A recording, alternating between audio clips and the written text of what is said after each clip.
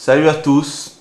Alors voilà, à l'occasion des 10 ans de la série et du remake, oui c'est vrai, et du remake qui est prévu pour début 2007 il me semble, de cet épisode, donc le premier Tomb Raider, la fameuse série que tout le monde connaît. Là du coup je suis sûr que tout le monde la connaît cette série, Tomb Raider, là il n'y a pas de doute. Et bien, donc voilà, donc j'ai pensé faire une petite présentation du jeu, du premier jeu, donc celui qui a créé la saga. Pas un test, mais une présentation. Parce que bon, un test de ce jeu, je vais pas vous le conseiller. Ça a quand même vieilli, vous allez voir, c'est pixelisé que ça en peut plus. Ça a quand même vieilli. Mais bon, je voulais quand même juste vous le présenter comme ça, sans prétention, pour ceux qui l'ont jamais vu. Donc là c'est le début, donc c'est là où tout commence, avec la fameuse Lara Croft en premier plan, hop. Donc c'est... Déjà je vais vous laisser voir la cinématique, qui à l'époque vraiment était quand même impressionnante. C'était pas la première cinématique qui était existée, mais dans le mode jeu d'aventure, c'est l'une des premières. Si dans les jeux d'aventure, c'est encore une fois l'une des premières scènes cinématiques qu'on pouvait voir en 1996. Moi je me souviens, je l'avais acheté sur la Saturn, puisque le jeu était sorti sur la PS1 et Saturn et un peu plus tard sur PC. Moi j'avais la Saturn à l'époque, je l'avais pris sur la Saturn.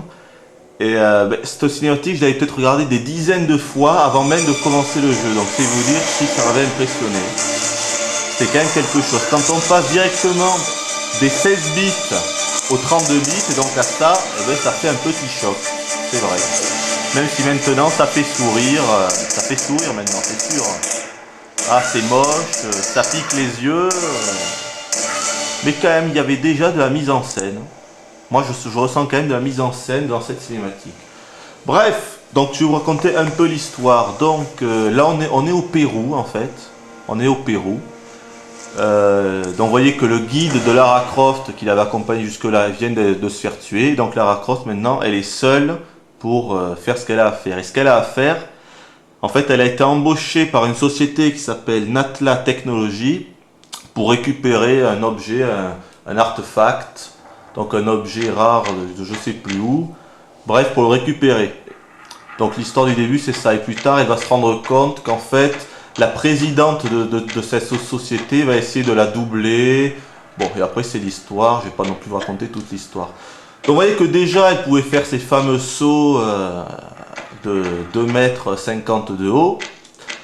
Donc déjà je vais juste un peu vous montrer les mouvements. Bien sûr ces fameux flingues sont toujours là. Hein. Avec munitions limitées. On avait très peu d'armes pour ce premier Tomb Raider, puisqu'il n'y en avait que 4, y compris avec ces munitions, ces pistolets du début. Il y avait le Magnum, les Uzi et le Shotgun, le fameux fusil à pompe. Oh, une petite phase à Tomb Raider, là, à la Indiana Jones, le film. Indiana Jones et l'Arche perdue, avec les petites fléchettes, là. Donc vous voyez que déjà l'ambiance était là. Bon, ça pique un peu les yeux maintenant, mais on pouvait déjà bouger la caméra comme ça. Vous voyez que déjà l'ambiance était là. Voilà, vraiment, on ressent quelque chose. C'est que le début, mais j'ai envie de dire, voilà, l'ambiance est là, tout simplement. Il n'y a rien d'autre à dire. L'ambiance est là.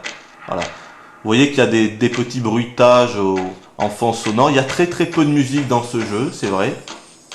En fait, les musiques, elles interviennent au moment clé du jeu. C'est-à-dire quand on découvre des nouveaux lieux ou des choses comme ça. Voilà, mais les musiques sont d'excellente facture, vraiment. Il y a beaucoup de chants dans les musiques. Elles sont excellentes. Donc là, premier combat contre les petites chauves-souris.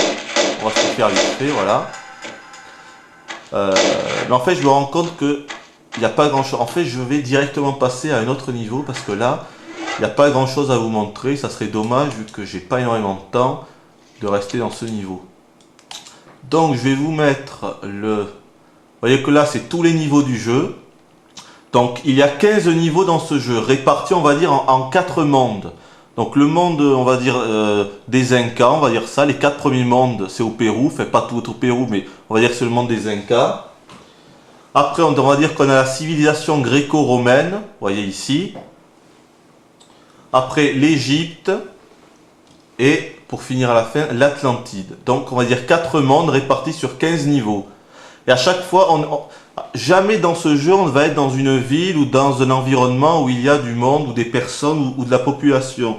Dans ce jeu, on est toujours, voilà, on va aller ici, la vallée perdue, le 3e niveau, pour vous montrer une des scènes clés du jeu, la fameuse scène du Tyrannosaure Rex. Celle-là, elle restera, elle est d'ailleurs dans les annales.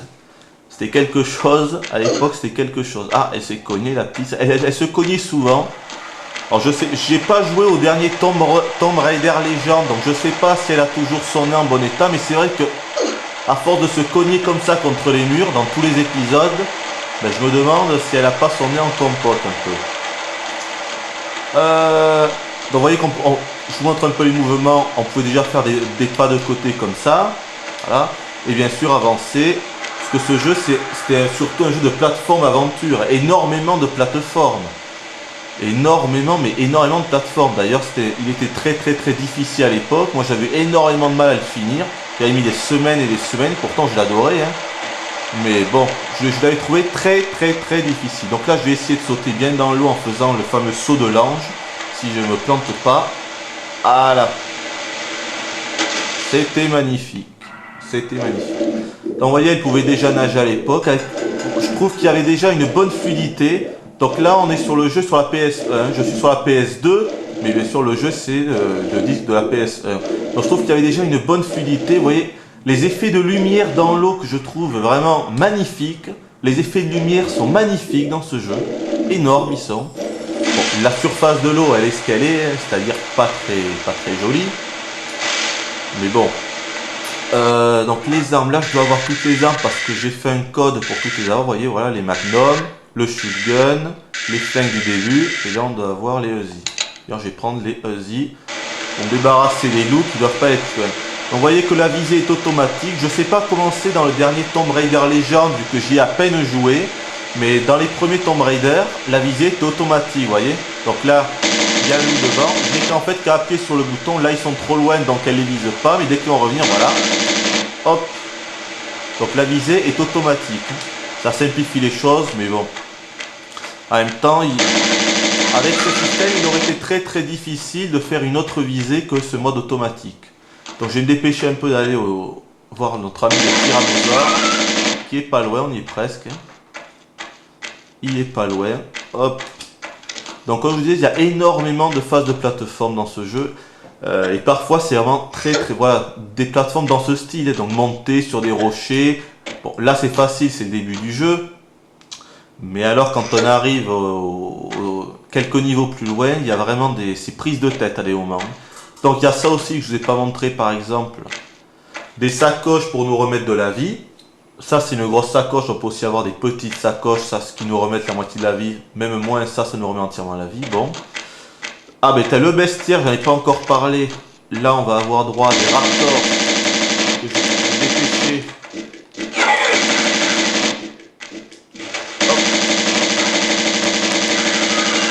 Voilà. Ouais, donc le bestiaire, ben, il y a énormément d'animaux. Des ours, lions, panthères, des gorilles, énormément d'animaux. Très très peu d'êtres humains à combattre dans ce titre. Voilà. Très peu d'êtres humains à combattre. Il y en a au moment clé, parfois dans le combat. C'est un peu, on peut dire que c'est des sortes de semi-boss. Et donc là, une des scènes clés du jeu. Alors, je vous laisse apprécier.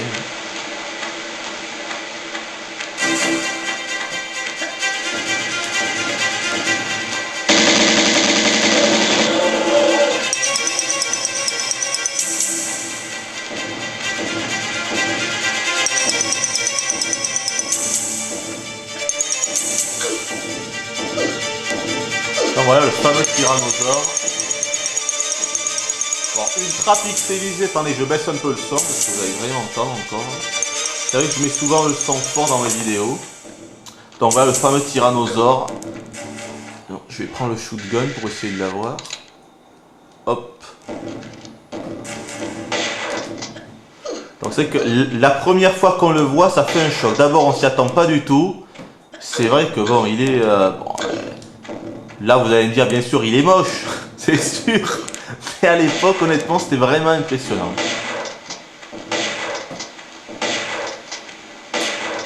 Je sais même plus si on peut le tuer. Ouais, il me semble qu'on peut le tuer mais j'en suis pas sûr. Hein. Ah ben voilà, tiens. Voilà, mais vraiment ça c'était un grand moment. En plus avec la musique qui va bien avec. Oui voilà, donc vous avez entendu la musique. Je vais changer de niveau du coup, parce que je vais vous en montrer un dernier. La citerne, il est pas mal. Donc vous avez entendu la musique. Donc comme je vous disais, la musique intervient au moment clé. Et à chaque fois c'est une excellente musique. Donc là je vais vous mettre la citerne. Si je vais assez rapidement, je pourrais montrer une belle phase de plateforme. Puisque c'est quand même ce qu'on fait la plupart du temps dans ce jeu, c'est de la plateforme. Il y a énormément. Voilà. Mais avec une difficulté. Alors peut-être que j'étais nul à l'époque, c'est possible. Peut-être. Ah! Voilà. Oui, donc peut-être que j'étais nul, j'en sais rien. Mais c'est vrai que j'avais eu énormément de mal sur ce jeu. Mais énormément de mal. J'avais été bloqué des dizaines de fois à cause d'énigmes tordues. Vous voyez que là, elle pousse un rocher qui doit peser 3 tonnes. Voire plus, elle le pousse avec les armes. Mais c'est vrai que là, par exemple, c'est ce jeu-là qui a établi cette base de pousser des blocs comme ça. Il y a énormément de jeux qui s'en sont inspirés par la suite. Tomb Raider, ça a été, il me semble, si ma mémoire ne fait pas défaut, un des premiers, voire le premier, à pouvoir faire ça. Et puis c'était aussi quand même un des premiers jeux d'aventure en 3D, Tomb Raider. Il faut bien le comprendre, ça. C'est un des premiers jeux d'aventure en 3D. Avant lui, je vois vraiment pas ce qu'il y avait d'autre. Non, c'est un des premiers. Il était excellent. Vraiment. Alors c'est vrai qu'on a beaucoup après parlé de Lara Croft, qui est l'héroïne. Je baisse encore un peu parce que vous n'entendez rien. Donc de Lara Croft, qui est l'héroïne. Mais moi honnêtement, même s'ils avaient mis un Indiana Jones à la place de Lara Croft, j'aurais apprécié le jeu tout autant. Moi, il n'y avait aucun problème. C'était vraiment le jeu que je trouvais extraordinaire. Et pas Lara Croft. J'avais un peu rien à foutre de Lara Croft, honnêtement. Je le dis, mais sérieusement, pourtant à l'époque, je sais plus quel âge j'avais, 14 ans, 15 ans, je sais plus. Mais ah ben voilà, une phase de plateau. Normalement, il y a une petite musique qui va se déclencher, vu que là, on découvre un nouveau lieu. Voilà, donc vous voyez. Il y a pas mal par contre de clipping. Vous voyez, au fond, on voit pas, c'est noir. Bon, c'est la puissance de la PS1 qui n'était pas assez puissante. Ou les développeurs qui n'avaient pas réussi à bien exploiter la puissance de la console. Mais vous voyez que là, ça, par exemple, c'est une phase de plateforme pure. Comme il y en a énormément dans le jeu, des dizaines de... Et encore là, c'est assez facile. Parce que c'est sur un seul plan. Mais des fois, en hauteur, il y a 3, 4, 5 étages avec des plateformes comme vous voyez là. Et donc, il faut sauter sur... Ah, tout simplement. Vous voyez, souvent, il faut avancer comme ça. C'est vrai que des fois, on a l'impression, au niveau de la maniabilité, plutôt de diriger une sorte de camion, de gros camion, plutôt que de diriger un personnage. Parce que c'est un peu lourd à diriger. Moi, je trouve qu'il y a une bonne maniabilité, mais je connais des personnes qui n'ont pas aimé ce jeu à cause de cette maniabilité qui est, c'est vrai, un peu lourde. On va dire ça, elle est lourde. Voilà. On dirait que Lara Croft pèse 300 kg. On dirait qu'on est en train de conduire un immense camion. Mais bon, moi j'aime bien, ça fait partie du charme du jeu. Voilà, ça fait partie vraiment du charme du jeu. Qu'est-ce que je vous ai pas dit? Il y a énormément de choses en fait que je vous ai pas dit. Au niveau des sauvegardes, là-bas, je ne sais pas si vous voyez de là, mais il y a un cristaux, non on le voit pas. Je vais essayer d'y aller. Bon, je vais sauter dans la flotte, peut-être que je vais crever, mais c'est pas grave. Je sais plus s'il y a des bestioles là-dedans. Apparemment non. Bon. Ah non. Bon, je vais y aller. Hop. En tout cas, il savait bien plonger. Ouais, donc ce que je voulais vous dire, c'est quoi? C'est surtout le jeu qui est magnifique. Lara Croft, honnêtement, moi je m'en foutais. Quand j'ai acheté le jeu, quand j'y ai joué, le jeu était merveilleux. J'avais passé un excellent moment, un peu difficile. Mais voilà, Lara Croft, c'était rien du tout. D'ailleurs, j'ai jamais compris ce déferlement médiatique. Ce déferlement médiatique qui a eu lieu, voilà, quelques mois plus tard, autour de Lara Croft. Moi, je vois vraiment pas ce qu'elle a d'extraordinaire. Bon, elle est jolie peut-être. Bon, là, elle est jolie, elle est plutôt pixelisée, j'ai envie de dire, mais bon. Moi, j'ai jamais fantasmé sur elle. Donc, honnêtement, je vous dis, mais c'est vrai, quoi. Bon, maintenant, elle est pas non plus... Elle est charismatique, je suis d'accord, elle est charismatique. Mais pendant le jeu, on apprend pratiquement rien du tout sur son histoire. Elle a très peu de... Son background, il est pratiquement pas développé. Bon, je vois qu'il me reste 20 secondes. Donc, vous voyez le cristal là-haut. Donc c'est là où on fait les sauvegardes. Il fallait vraiment bien gérer les sauvegardes parce que quand on sauvegarde une fois, le cristal disparaît, c'est fini. Donc il fallait vraiment bien gérer les sauvegardes. Bon, et bien voilà, donc je vous laisse. C'est une petite présentation de Tomb Raider. Et bonne année! J'allais oublier, bonne année et à la prochaine.